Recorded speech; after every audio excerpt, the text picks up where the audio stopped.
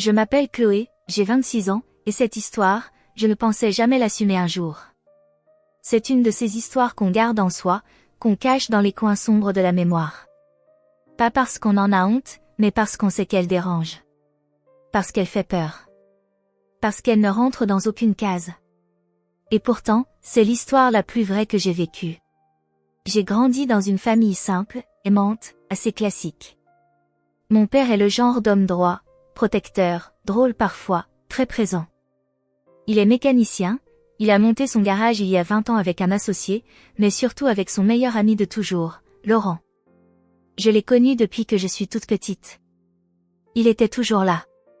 Pour les anniversaires, les vacances, les barbecues. Il n'était pas un oncle, mais il avait ce rôle-là.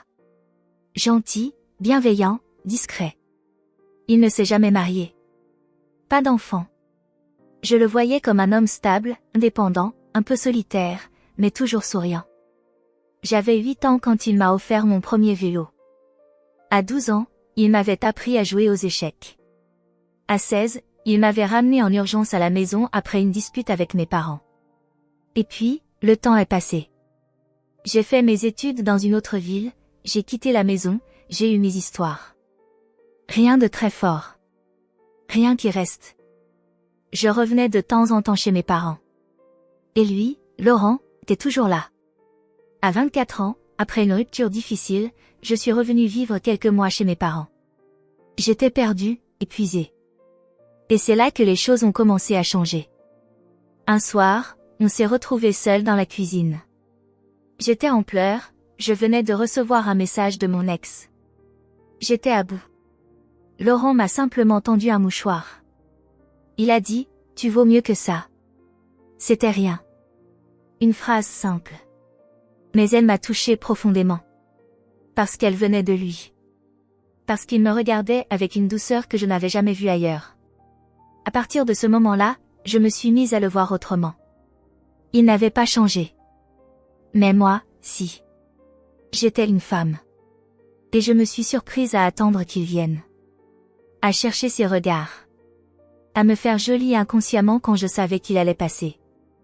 Je me détestais pour ça. Je culpabilisais. Il avait 51 ans. Mon père en avait 52. Moi, j'en avais 24. Je ne pouvais pas ressentir ça.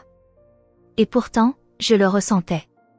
Un jour, alors que mes parents étaient partis en week-end, Laurent est passé déposer des clés pour mon père. Je lui ai proposé un café. Il est resté. On a parlé. Longtemps. Il m'a raconté des choses de sa vie que je ne connaissais pas. Des blessures. Des amours perdus. Des envies de partir, parfois. Il n'avait jamais parlé comme ça avant. À un moment, nos mains se sont frôlées sur la table. On s'est regardé. Et on a su. Il n'a rien fait. Il s'est levé, a dit, « Je dois y aller. » Et il est parti. Pendant 2 semaines, il a évité la maison.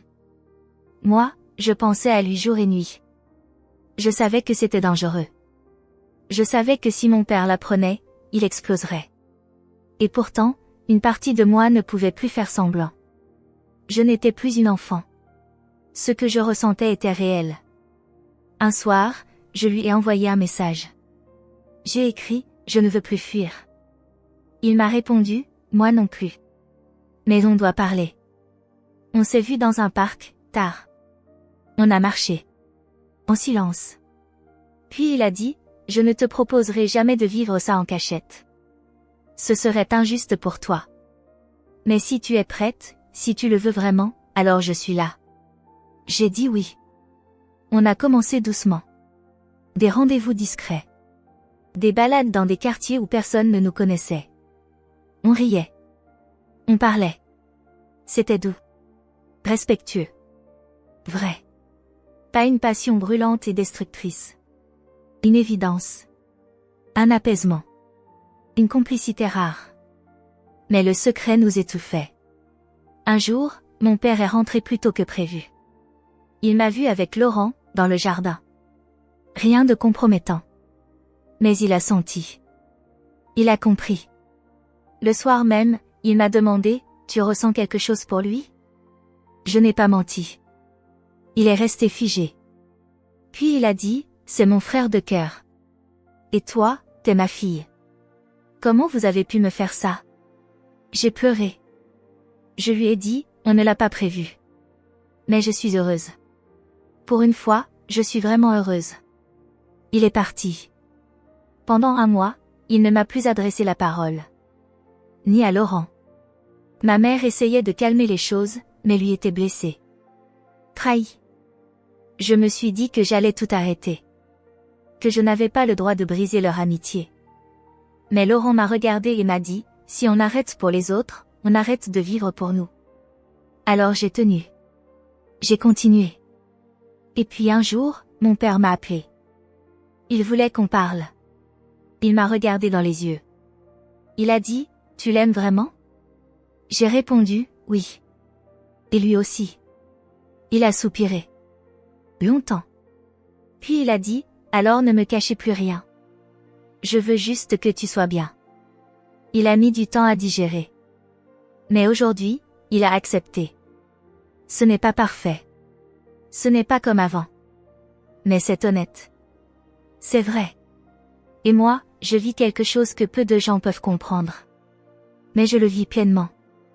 Et parfois, je me demande combien de femmes passent à côté d'un amour aussi rare, simplement parce qu'il ne ressemble pas à ce que la société attend. Moi, j'ai choisi d'aimer. Même si c'était interdit. Même si c'était dérangeant. Parce que parfois, l'amour le plus vrai, est aussi le plus inattendu.